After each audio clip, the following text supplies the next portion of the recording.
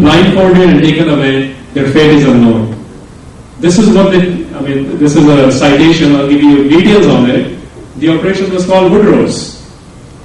The idea of Operation Woodrose was, this is in July of 1984, to go in every village of Punjab, pull out two youngsters between the ages of 15 and 35 and shoot them point blank in front of the villagers. Punjab has 12,786 villages, which means within one day they killed 25,000 people. And if you were in Punjab in those days, you knew this was going on because it happened in every village.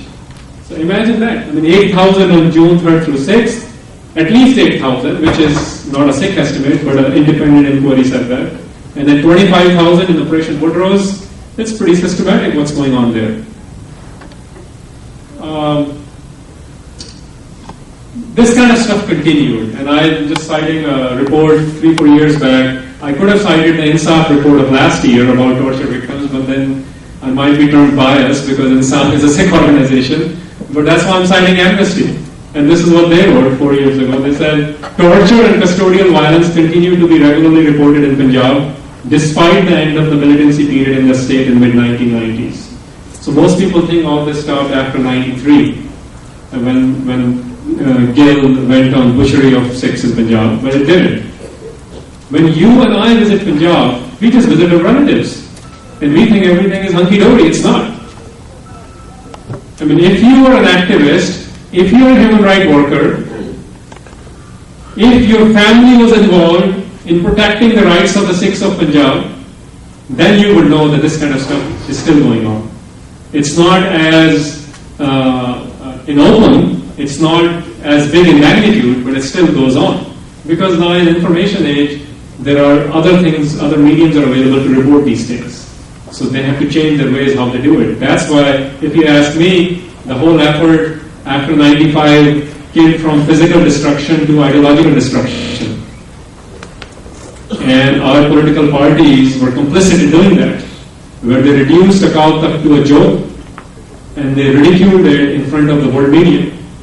So the physical destruction was turned into ideological destruction in the last 10 years. And if you look at organizations or ideologies, what's happening in Punjab, that's what happened. Utter chaos created through systematic elimination and thought.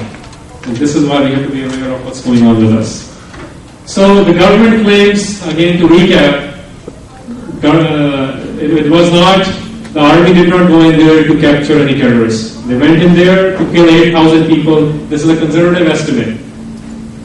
There is no report by any police or human rights organizations which say that Bhindranwale and his companions were terrorizing people.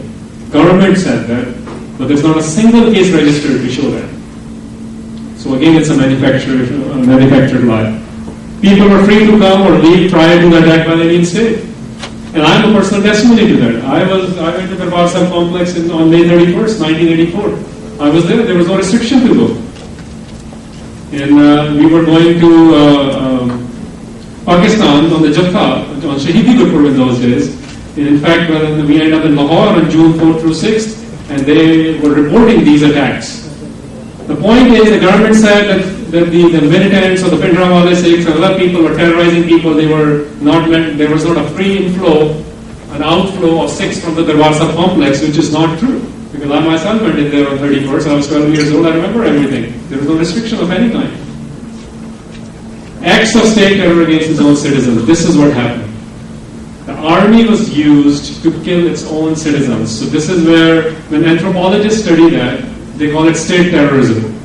And if you want more details on this, there is a book edited by Jeffrey Saluka. It's called Death Squad, Anthropology of State Terror. And they have 2 essays out of 7 devoted to the Sikh issue in that book, where they're studying how systematically government created a state terrorism against the Sikhs. In fact, a project was started on this by University of Maryland. It's called Minorities at Risk after this incident.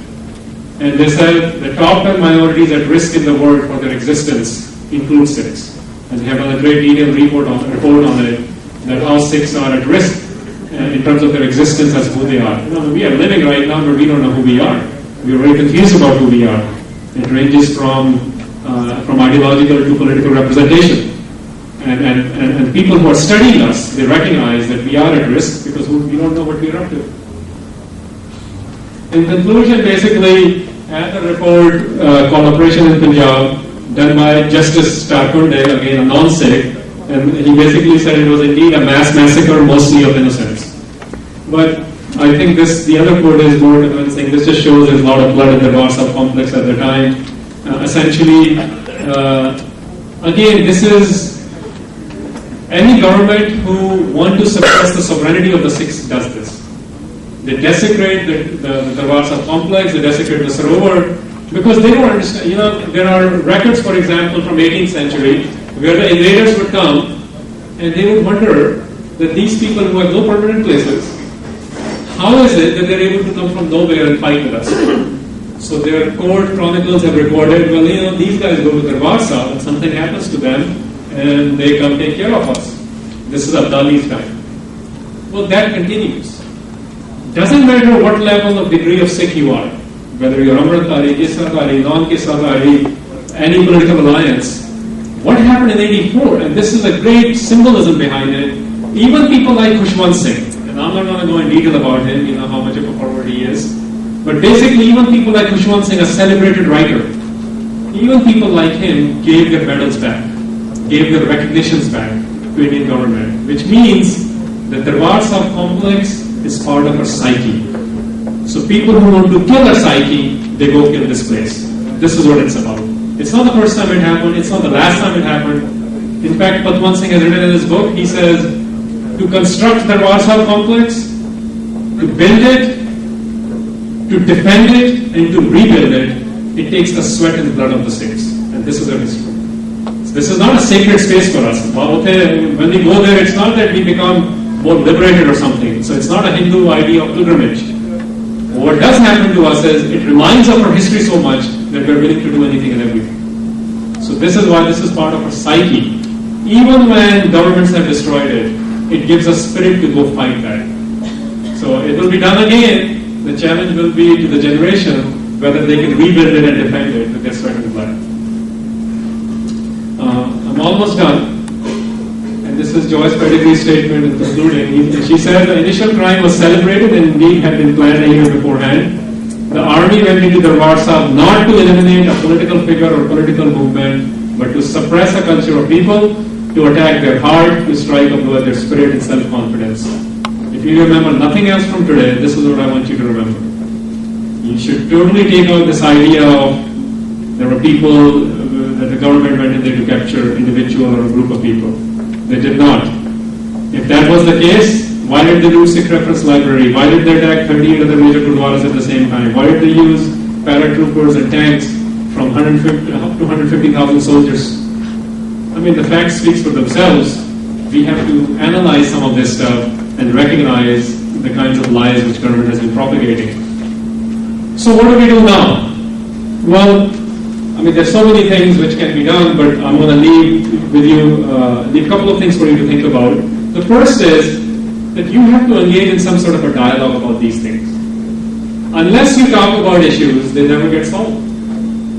Guru Nanak Sahib taught us that. He said, in an utter intellectual disagreement, you better learn to talk. That's why it's a ghost.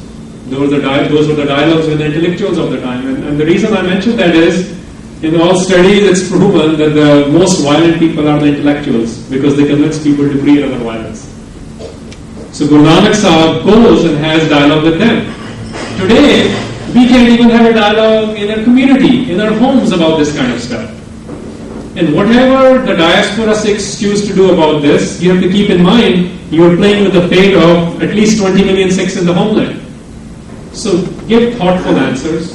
Think clearly about what we are suggesting, because there are other people who have to live with the consequences of what you suggest. So there are 25 million, 26 million Sikhs worldwide, 20 million are in their homeland. You have to think about them first. When something happens, they get killed first. So don't suggest those things where you are not affected. Suggest those answers while recognizing the limits within the Indian constitutions as well. So maybe all the answers don't come from within India. The answers maybe have to come from here on some of the issues. The answers have to be devised from a legal angle by organizations like NSAP, or answers need to be devised by people like what my organization does in creating awareness of this.